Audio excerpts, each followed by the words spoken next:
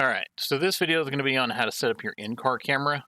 The most important thing, though, is making sure that your field of view is set correctly with your monitors, if you have triples. But after that, when you get in the car, you want to make sure that the camera is correct. You need to do this for every car that you're going to drive.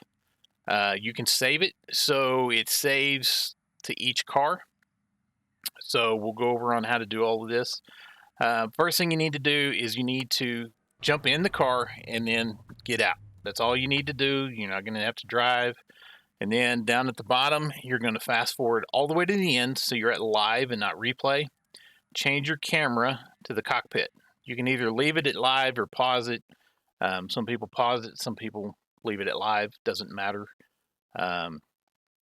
Next thing you're going to do is hit Control F12. That brings up the camera. Up at the top, the name is the cam cockpit because this is the camera that you're going to adjust. I have not driven this car, so all of this is going to be new. So I'm starting from fresh, so you see exactly everything that I need to do. The first thing you're going to want to do is the Vanish Y. Okay, if you click and you start dragging on that, you're going to see that red line. That red line signifies the horizon.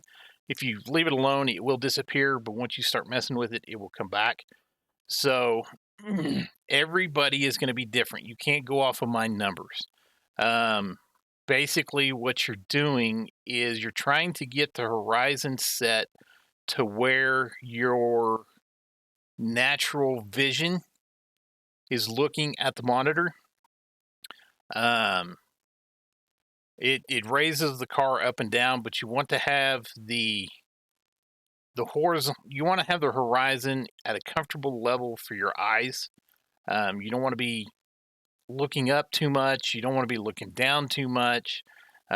Basically, it's just a natural representation of where you're looking, and that is the horizon. So once you play around with it, get it to where, so basically you're going to get in the position where you're normally going to be, head about in the line where it's going to be, and just kind of that red line is what you're going to be looking at. Once you get it set, this is Vanish. I've got it at negative 9.96. Now, if you have a single monitor, you're done. All you would do is go down and click on Save Car, and its file name, you can change it. I never do. Keep it at car.cam, hit save, you're done. If you have a single monitor.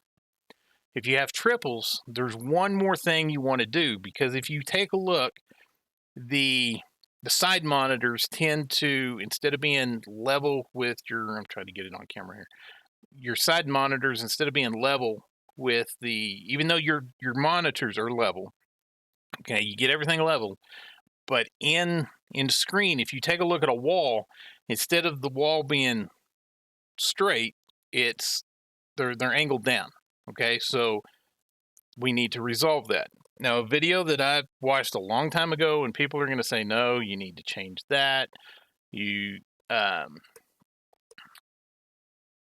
are going to probably tell me that it needs to be done a different way, and this and that. But this has worked for me. So I'm trying to get where the calculator, there we go. All right, so you should be able to see the calculator now. What I'm fixing to tell you has worked for me, and it always has worked for me.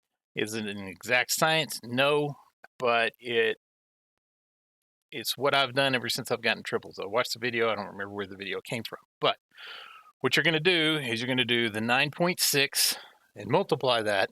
And this is the number people are going to have an issue with, 0.3. I don't know where the 0.3 came from, but it works. Okay, so that's a 2.988. Now it's going to be a negative because our Vanish Y is negative 9. Okay, so up towards the top where the Orient P is, okay, you're going So you've got the offset and you have the orient. You want the P, the orient P. We're going to change this to match that 2.988. Okay. What that does is that kind of moves everything down, but as it moves that center down, it lifts the sides to where they're a little more straight and a little more in line. It doesn't change anything to your vanish, to your horizon. Because see now, my horizon line is higher than that West Track cat wall, whereas earlier it was lower. So it doesn't change. It doesn't change the horizon that you set. It just changes the way things are lined up. So now your horizon is set to where it needs to be, and you've brought those down. Again, if you had the monitor, if you had a single monitor, you wouldn't have to do that. You can if you want to, but you're not going to notice how the walls are a little weird and wonky. At this point in time, okay, so I've set my vanish wide to set my horizon. I've changed my orient P to bring the side monitors a little more even. So now you're going to go save car, save, and you're done. Now the next time you get in here, that's already going to be saved. You're not going to have to worry about it. And everything is going to look a little better. Sometimes what this does is it does bring, like the dash when I got in here to begin with, you could see the very bottom of the dash, but now you can't. So one way, if you want to fix that, you kind of adjust. You can go through the driver height and adjust the car. This is not going to adjust the, you can't see that here. So if you hit, sorry, it's Alt K to move that. If you hit your F9 key, it'll bring up your driver height and you can adjust. So see, the only thing that's changing is the car and nothing else. You can adjust the car so you can see the dash. Me, I leave everything as is. So if I can't see the bottom, then so be it. I can't see the bottom. I never adjust the driver height or anything like that. This here, now keep in mind, this here is not car specific unless, yeah, I don't think that is car specific at all. Because when you bring it up, use a custom HUD position, that changes the graphics adjustment. And actually that might. Let me go take a look here. We're going to get out of the car. We're going to take a look at these numbers here. So I set this back to 0.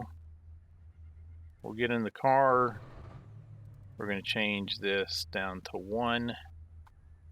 We're going to get back out of the car.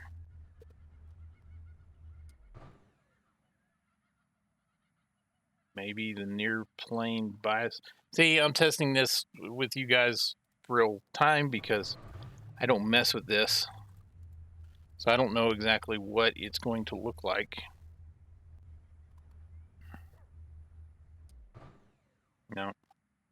Yeah, so, but that's how you can adjust. If you can't see the car or you can't see the dash and that's important to you, you can do that. That is not important to me because I use Race Labs, and down here, let me get rid of this here. I use Race Labs, and down here at the bottom left hand corner, you'll see the 76 Fahrenheit. I can see my water temp, I can see my oil temp, and I can see my RPMs. I did that a long time ago because of driving the Craftsman trucks. So you're so close to the dash, the way the gauges are, you can't see them. So, but I know I got a little on a rant towards the end there, but basically that is how you're going to set up your car cam. You're going to do that for every car that you get into. So because I drive 2 new series every season, that is the first thing that I do every time I get in the car.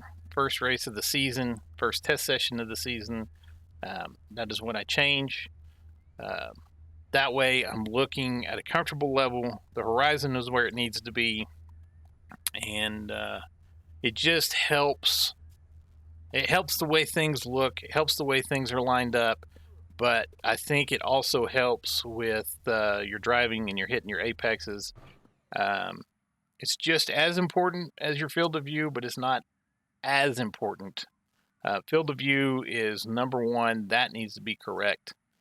And then I think your car cam needs to be second. So I hope this helps. Like I said, I'm doing this because one of my teammates in the Daytona 24 brought this up. We were trying to do it on the fly while I was spotting for him. So I figured, hey, why not do a tutorial for it? So here you guys are.